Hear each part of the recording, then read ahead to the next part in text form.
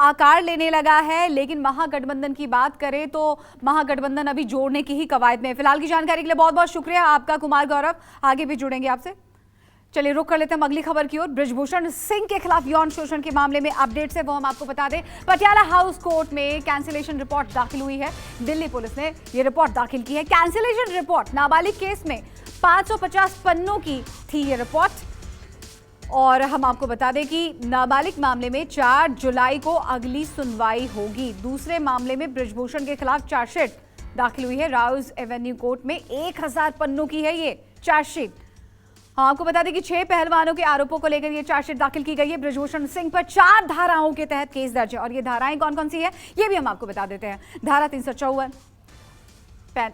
354 ए, 354 D और 506 के तहत केस दर्ज किया गया है और राउज एवेन्यू कोर्ट में 22 जून को इस मसले पर सुनवाई होगी।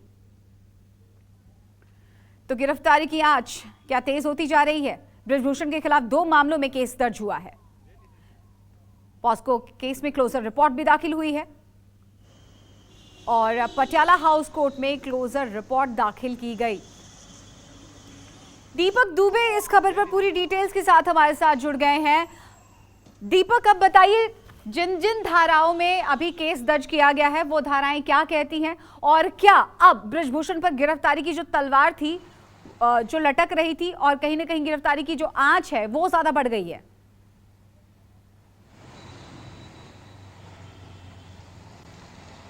जी, जाहिर सी बात है, जिन धाराओं के तहत चार्जशीट दाखिल की गई है उससे कहीं ना कहीं आने वाले समय में बृजभूषण शरण सिंह की मुश्किलें बढ़ने वाली हैं। 354, 354 ए, 354 डी, 506 पार्ट 1 के तहत चार्जशीट दाखिल की गई है। अब देखना होगा कि 22 जून को कोर्ट में जब सुनवाई होगी, क्योंकि जब चार्जशीट दाखिल हुई करीब 1000 पन्ने की, तो कोर्ट की तरफ से कहा गया है कि 22 जून को दोपहर को 2 बजे इस पूरे मामले में सुनवाई होगी। अब कोर्ट इस चार्जशीट का किस तरह से संज्ञान लेता है इन अलग अलग धाराओं के तहत, क्योंकि धाराएं संगीन हैं और छेड़खानी की धाराएं हैं, तो ऐसे में कोर्ट को अब कोर्ट का देखना होगा कि क्या कुछ फैसला आता है। और अगर कोर्ट ने संज्ञान लिया और जिन धाराओं के तहत चार्जशीट दाखिल की गई है, तो आने वाले समय में संभवतः मुश्किलें बृजभूषण शरण सिंह की बढ़ सकती हैं। हालांकि जो पॉस्को का मामला था, उस पूरे मामले में पटियाला हाउस कोर्ट में क्लोजर रिपोर्ट आज फाइल की गई है दिल्ली पुलिस के द्वारा। अब देखना होगा कि क्लोजर रिपोर्ट में आखिर क्या कुछ दिल्ली पुलिस की तरफ से कहा गया है, क्योंकि नाबालिग ने जो पहला अपना बयान दिया था उससे बाद में वो मुकर गई थी और उसके अपना बयान बदल दिया था, लेकिन दोनों बयानों का जिक्र इसमें संभवतः जरूर होगा जो क्लोजर रिपोर्ट फाइल की गई है पुलिस के द्वारा।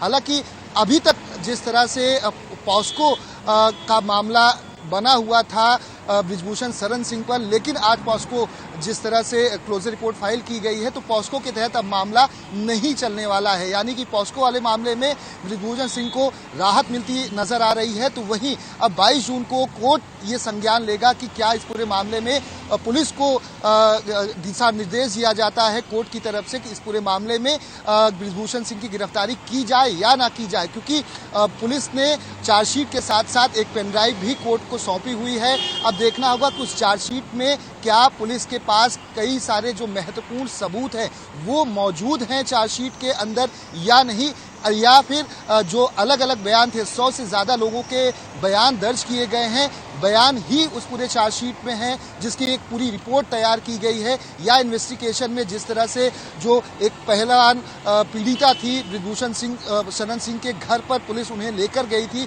जो इंसिडेंट था, जो क्राइम ऑफ सीन था, वहां पर उस पीड़िता ने बताया हुआ था। अब देखना होगा कि पीड़िता के द्वारा क्या कुछ बताया गया, क्योंकि पुलिस ने पहले भी कहा था जब FIR दर्ज हुई थी सुप्रीम कोर्ट के आदेश के बाद कि इस पूरे मामले में पुलिस ने जी बिल्कुल जो तमाम जो पीड़ित हैं और जो पहलवानों के आरोपों के आधार पर ये चार्जशीट दाखिल की गई है। जाहिर सी बात है, एक लंबा आंदोलन हुआ है इसको लेकर और ये आंदोलन अभी भी जारी है, तो थोड़ी राहत जरूर कह सकते हैं उन पहलवानों के लिए। फिलहाल की जानकारी के लिए बहुत बहुत शुक्रिया आपका दीपक।